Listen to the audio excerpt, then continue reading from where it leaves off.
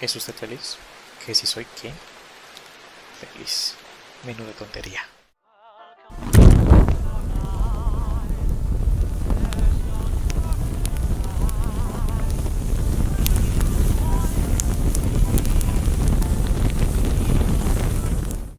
Fahrenheit 451 es una novela distópica que se presenta en un mundo totalitario, en el que los libros están prohibidos y pensar es un crimen. Transcurre en una ciudad futurista en los Estados Unidos, donde un peculiar cuerpo de bomberos no apaga un fuego, sino que los enciende, ya que su misión es quemar la letra impresa a la temperatura que arde el papel, esto es, a 451 grados en la escala Fahrenheit.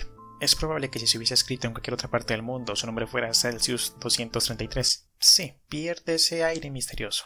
Su autor, Ray Bradbury, se autodenomina como un narrador de cuentos con propósitos morales, y es famoso por varias novelas de terror y fantasía, siendo la homónima la única clasificable dentro del género de ciencia ficción.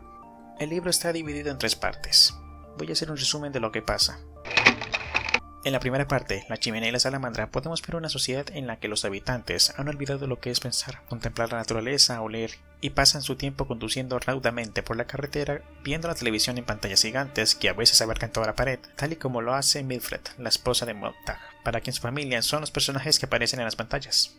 Montag es uno de esos bomberos entregados a su trabajo con el entusiasmo de sus colegas, ajeno a su significado y la vacuidad de su vida. El encuentro con su vecina Clarice le abrirá los ojos, cuestionándose por primera vez la relación con su mujer y la función del trabajo que desempeña. Las dudas sobre la ética de su labor aumentan cuando tiene que ir a la casa de la señora Blake para quemar su biblioteca, y se encuentra con que la mujer prefiere inmolarse con sus libros antes que abandonarlos. Montag, como en otras ocasiones, salva un libro, que esta vez esconde bajo su almohada al llegar a casa. Se siente triste y trata de acercarse a Mildred, preguntándose y preguntando la razón de su separación. Menciona a Clarice y Mildred menciona que ha muerto atropellada. Montag enferma y deja de ir a trabajar. Cuando lo visita Betty, su jefe, la conversación que mantiene le reafirma a Montag su decisión de no regresar a trabajar, pero también intensifica su deseo de búsqueda.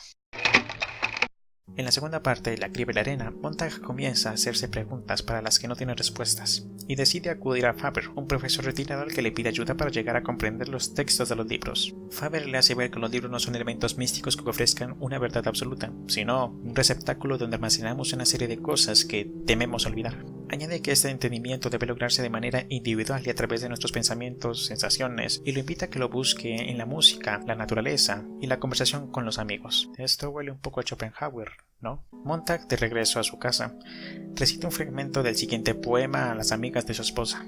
La playa Dover.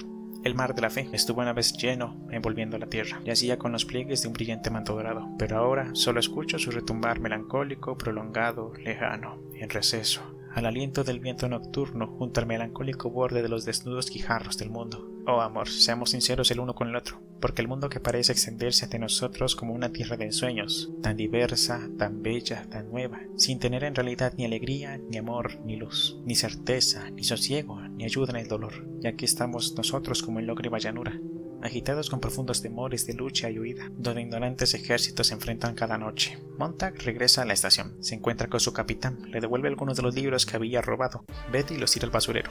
Además le platica de un sueño que tuvo la noche anterior, en el que él y Montag estaban teniendo una discusión acalorada sobre libros. La campana suena, el capitán, Betty y su equipo salen y suben al camión con forma de salamandra. Montag llega después de un rato. Cuando llegan, Montag se baja del camión, se da vuelta y ve su casa. ¿Una de las vecinas? No, fue Mildred. Ella había dado la alarma, ella huyó. Y en la tercera parte, Fuego Vivo, la casa, junto con la mayoría de los libros, es quemada. Betty encara a Montag por lo que ha hecho, le habla de lo estúpido que es. Por un movimiento involuntario de este, Betty se percata que tiene algo en el oído, se lo quita. En ese momento, Montag pelea contra Betty, logra arrebatarle el lanzallamas. Montag se queda congelado, no sabe qué hacer. En ese momento, Betty revela que él había enviado el sabueso como señal de advertencia. Montag acciona el gatillo y un chorro de fuego baña a Betty hasta matarlo. En ese momento, el sabueso se acerca a Montag con intención de cerrarlo. Levanta el morro y deja ver su inyección, pero tuvo el mismo destino que el capitán. Noquea a 2 compañeros, recoge un par de libros que había escondido en un arbusto y huye. Mientras corre, pasa por las casas de varios capitanes y deja con alevosía libros. Llega a la casa de Faber. Este le presta algo de ropa y le muestra las noticias. Iba a ser rastreado por un sabueso con una cámara alojada en su cabeza. Montag no era más que un producto de entretenimiento. Montag piensa en lo que dirá si es atrapado. ¿Qué frase usará para calar en el alma de las personas? Decide por el bien de Faber seguir huyendo, ir hasta el río más próximo. La casa de Montag parece infructuosa. El gobierno pide ayuda al pueblo dando informes si ve a alguien sospechoso. Montag logra llegar al río. Se lanza a él. Cuando sale de los límites de la ciudad puede ver las estrellas. Cuando decide salir de este, logra llegar a un granero, y ahí pasa la noche. Luego sigue caminando hasta llegar a las vías. Horas después, encuentra a unos intelectuales exiliados.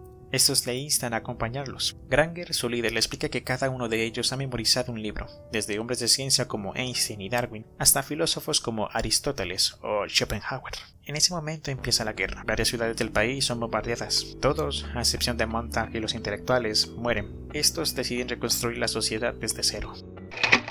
Bien, ya que tenemos el resumen, me parece que es momento de pasar a los temas que trata esta obra. Fahrenheit 451 ha sido objeto de muchas interpretaciones, aunque la más frecuente es que la novela trata de la censura. Sin embargo, Bradbury ha expresado en numerosas ocasiones que ese no era el tema principal de la historia, sino el daño que producen los medios técnicos de comunicación, no solo destruyendo el interés por la literatura, sino ofreciendo informaciones parciales, sesgadas y fuera de contexto. Vaya, esto es como que muy meta, ¿no? Ciertamente, en la novela, a través del personaje de Betty, se nos informa de los orígenes del deterioro de una sociedad donde la lectura o cualquier actividad competitiva fue progresivamente sustituida por aparatos, televisores, coches veloces, que inducía a sus habitantes a llevar una vida más acelerada, en la que el pensamiento apenas si tenía cabida. No obstante, aunque el autor tiene la última palabra a la hora de decidir las intenciones de su obra, la historia se presta a ser interpretada con el criterio más extendido. La RAE define la palabra censura como dictamen, corrección o reprobación de algo, y añade en otra de sus acepciones, intervención que practica el censor en el contenido en la forma de una obra atendiendo a razones ideológicas, morales o políticas. Dicho esto, cabe preguntarse cómo justificar la crítica del comportamiento de Clarice, de Faber, de los hombres desplazados. Cómo interpretar a los personajes de la novela que quieren conservar libros, tengan que esconderlos o incluso morir para salvarlos, como es el caso de la señora Blake.